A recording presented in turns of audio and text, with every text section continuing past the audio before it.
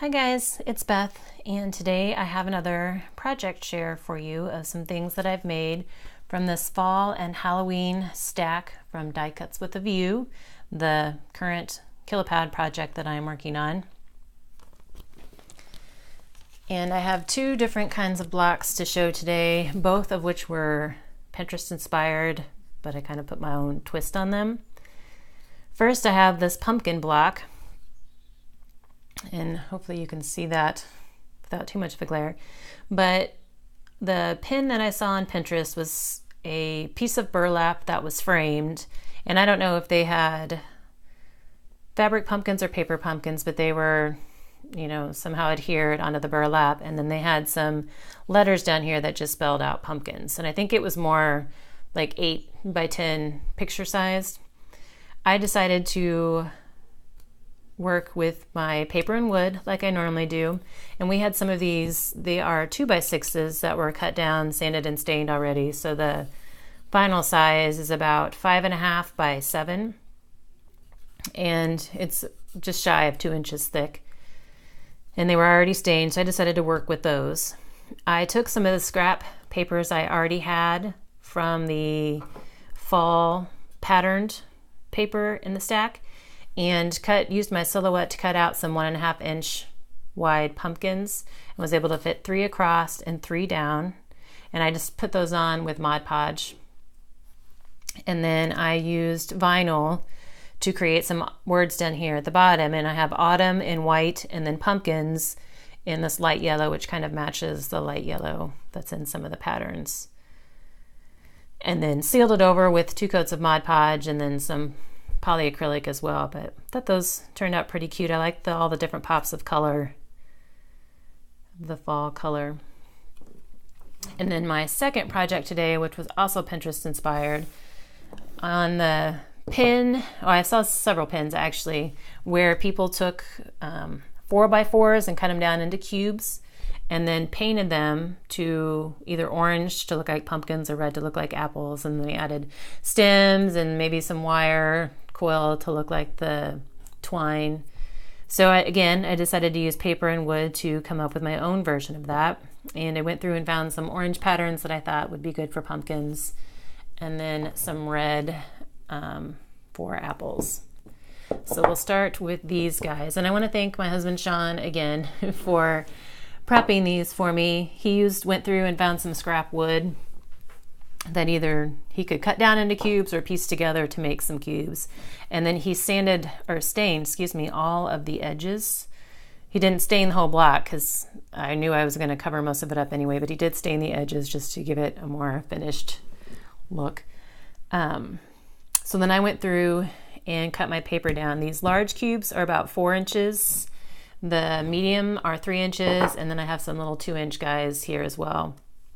And I just cut the paper down to, in some cases, it's about 1/8 of an inch smaller than the flat square surface on each side of the block. And then sometimes it's about 1/4 of an inch. It all depends on like the curve of the block, how much was sanded down to round the curves, the edges a little bit. So I just used Mod Podge again to put my paper all around on all 6 sides of the cube. And then I went into our backyard or yard, found some sticks, cut those down to use as my stems. And then my husband drilled holes into the tops of the blocks and then glued the sticks in. And I came back and decided to add some embellishments to the top. These maple leaves are from this bag of maple leaves that I got last year for another project. I believe it doesn't say, it's either Michael's or Hobby Lobby. I can't remember where I got them. But I thought these looked a little bit more like the pumpkin leaf, similar to a pumpkin leaf, so I decided to use those. And then I used, on these big ones, I used some of the Celebrated 360 ribbon from Michael's. And it's kind of got a burlappy look to it, but it's actually kind of moldable, which I didn't realize until I had put it on. So I tied my knot and then used my pencil to kind of wrap the ribbon around my pencil, almost like in a little bit of a corkscrew.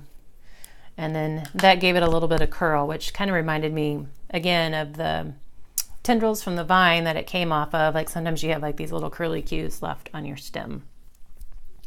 So once I tied my knot in the ribbon, tied that onto my stem, I came in and I hot glued the leaf down onto the base, like at the base of the stem, and then I slid my knot down and hot glued it right on top of the leaf just so it all stays together, and it will help hold the knot together as well.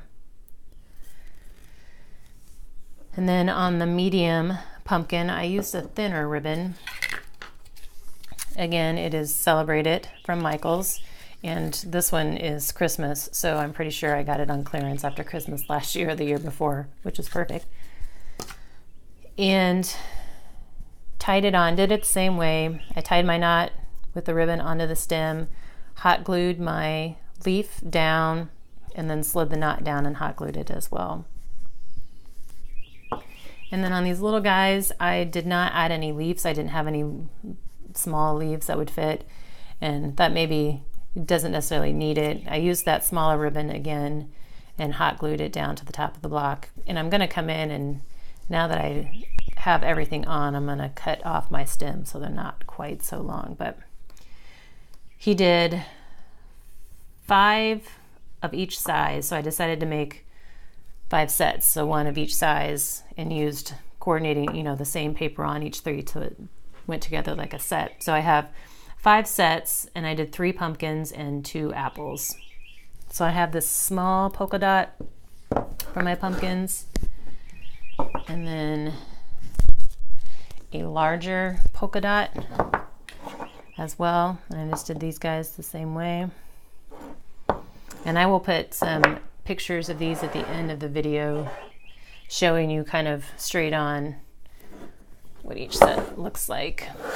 And then I have some apples, and I did 2 different patterns of these as well.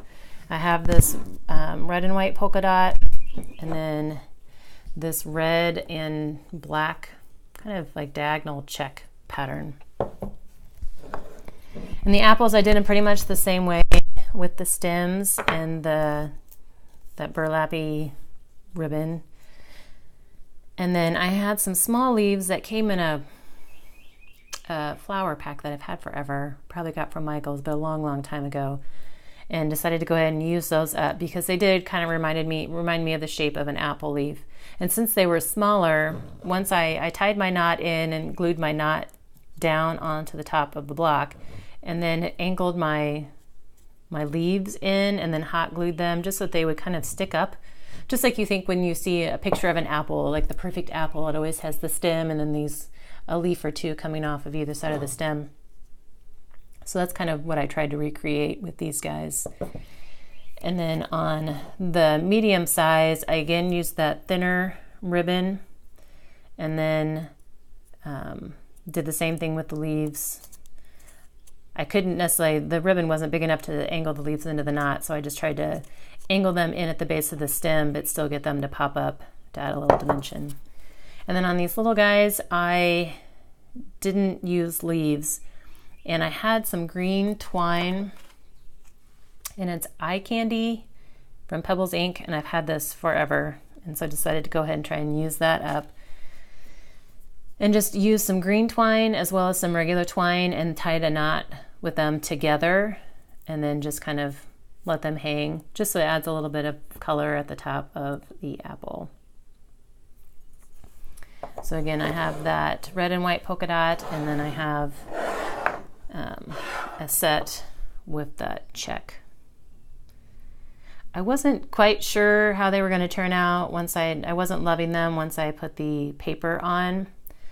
But then once I got all the extra embellishments on there, I feel a lot better about them. They do look a little more like pumpkins and apples, and I think they're cute. I would use them. So that's what I have in this go round. I have another project share coming up with some Halloween cards, all the Halloween cards that I've made out of this pack, and then my last project share will be the fall cards. I've made out of this pack, and then we're done. Hopefully you guys liked these ideas and can give them a try in using up your paper. And if you did like it, please give me a thumbs up. And if you haven't already subscribed, please do so, because like I said, I have a few more project shares left from this pad, plus tons of pads left to use up. So there should be many new ideas coming. And I've created a playlist just for this paper pack. So if you've missed any of the project shares that I've done from this paper pack, I've grouped them all together because there's been so many. So that way, you can find the ones that you've missed or check them all out if you haven't seen any of them. I thank you guys for your time today, and I hope you guys have a great rest of your week. And until next time.